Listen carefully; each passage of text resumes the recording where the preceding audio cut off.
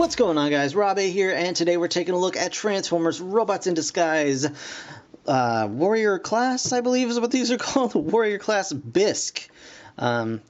This is a pretty cool looking, crazy Decepticon, so I'm very, very excited about that. He is a lobster guy who turns into what looks very similar, if I may say so, to a Prime RID Viacon. Like, very similar sort of vehicle mode. So that's really cool right in itself. But, yeah, so we've got this crazy lobster dude. He's got some weapons here, all this other stuff. He turns into a car in 11 steps on the back, you can see, obviously, with a blurb about the app, which I've never played. He is a weaponizer, so it shows how you can use his, other mini-cons and things like that to enhance his robot mode. It looks like the weapons that he has does store on his lobster claws, which is pretty cool. So you can do all that kind of fun stuff. But yeah, I'm just really excited about this guy. I've been looking forward to him for quite some time, just because I'm interested in these cool Decepticons from Robots in Disguise. They look neat. And this guy looks to be no exception. So I'm gonna go ahead and get this guy opened up, and we're gonna take a look at him right now. Okay, guys, so here is Bisk in his vehicle mode, and as you can see, he's a pretty cool looking sports car. He's a little unplugged here, and I'm not sure exactly what that's about. If I have something slightly misaligned, maybe, or if he's just not playing right today. But hopefully we'll be able to sort of work that out. I think it might be just... I'm not sure, actually. I'm really not sure what the problem is here. It looks as though it's maybe a situation where it'll plug in here, but then when I want to attach this part, yeah, so it's a misalignment with his claws. But it seems to have maybe worked itself out. Alright, I think we're good now. I think we're good. So, vehicle mode does roll decently, fairly well. You've got a little bit of blue ring around the wheels there. It's just a nice little pop of color. It doesn't even pop out that much when you're looking at it, just with your naked eye. But it's really popping out on the camera, which is nice. And you've got some nice paint apps here on the front with the headlights, and then all these little bits and pieces here. And on the back here, you've got these little tail fin guy things. I'm not sure, but it's a really nice looking vehicle mode in any case. And we can pop these blasters out here and kind of get a better view of it. So just a really neat looking vehicle mode. I do like it quite a lot. It's very similar to a lot of the other vehicle modes from Robots in Disguise, which is nice that they kind of have all these very similar vehicle modes but turn into completely different looking things, which is kind of a cool feature, or cool concept, I should say. So transformation is fairly simple, not a whole heck of a lot going on there.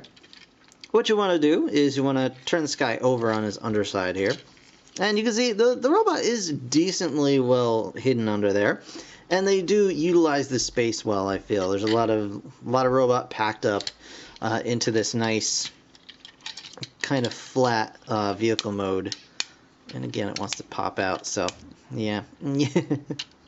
That's annoying, by the way. So anyway. Yeah, but it's a very nice, sleek looking vehicle, and turns into a big, bulky lobster monster. So first thing we want to do is pop the claws out from the bottom here. Just like that, and that kind of gives you an idea of what we're working with. It already starts looking like a lobster. Then we're going to come around to the back here, and we are going to open up the tail end of this guy. If I can actually get that unpegged. There we go. We just unpeg that from these two slots here, and we're going to lift the legs out, just like so, and then just pop the feet, and that's really all there is to the legs themselves. Not a whole lot going on with those. I mean, maybe it would have been nice to just have this section like fold around to the back or something, but that might not be accurate to the television show. I'm not certain of that. I don't remember, to be perfectly honest. Next thing we want to do is actually split these top bits apart here, just like that, and then we're actually going to come down here and sort of get the arms out of the way, which is going to be a little bit of a tricky thing to do. So they're plugged in right up here, and it can be a little bit of a trick to actually get in there and pop those out, but thankfully it's playing nice with me right now. So we've got all these guys kind of up and out of the way, and that will open up for the chest panel to actually be pulled down, and then we can swing out our robot mode or lobster mode head, which is right there, and it comes forward, and it's actually very, very tight, but you can pull it forward all the way until it snaps into place, and you'll definitely hear it snap into place. And then we want to just bring the shoulders down like so. You'll see there's these two slots right here and these two large pegs here that are just going to peg right in to that. We can put this flap back down. And then basically you can take these panels and move them out to the sides, or, you know, kind of wherever you prefer. You could even move them to, the front if you so desire. Like that. You know, whatever works best for you. I think that looks pretty cool because it gives them like big shoulder pad things, and you know, makes them look more lobstery. And then that's pretty much it. You just want to kind of move his arms around to wherever suits you best. And I'm actually going to move these off to the sides because it makes his arms look a little weirdly stumpy to him up there. But they look pretty good there. So his arms are meant to go this way because he does have an elbow joint right here, as you can see. But if you wanted to, you could put the arms this way, because he also can move his arms this way due to transformation. So I think that works pretty well too. So you get some options, which is really actually very nice. And there you have Bisk in robot mode. Now let me just kind of straighten him out a little bit here. There you go. So yeah, there is Bisk in robot mode. He's got some articulation. Let's talk about it now. His head is on a ball joint. It's, you know, it's a little bit limited just because of the size of his head and the you know, how short his neck actually is, but you can get some little movement out of there. His head is very rubbery, so you can kind of waggle, you know, his antennae and his eyeballs and whatever you want. Kind of just wiggle that around however suits you. His shoulders go up and down. He's got, it's not a ball joint, it's just a swivel joint, but it can go a full 360 degrees. He does have a bicep swivel. He does, as I showed you, have that kind of dual elbow joint, so you can actually get some decent articulation out of the arms, which is very nice. His claw does open and close, which is pretty cool. No waist articulation, just due to transformation, which is, you know, it's fine.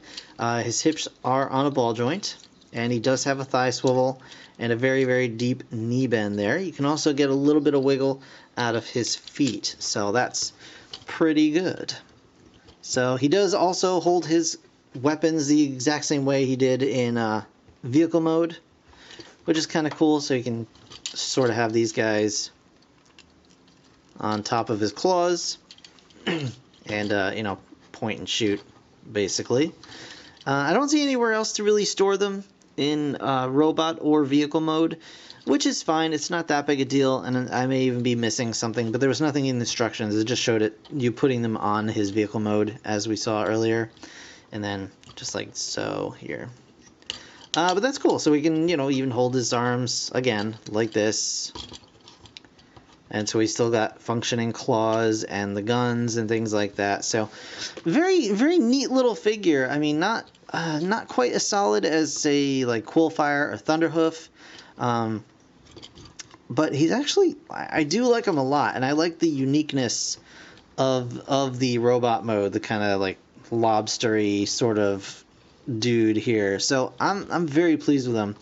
Definitely a lot better than Ratchet, who is also a part of the same release wave. But yeah, very cool figure. Very neat, very unique idea. I'm quite pleased with it. So that, guys, is going to do it for this review. I want to thank you so very much for watching. As always, if you enjoyed the video, please hit that like button. It really does help me out. Of course, subscribe if you want to see more. I will have more Transformers coming up as soon as I possibly can, so stay tuned for that in the meantime. Thanks again for watching. I'll see you guys in the next one. Bye for now.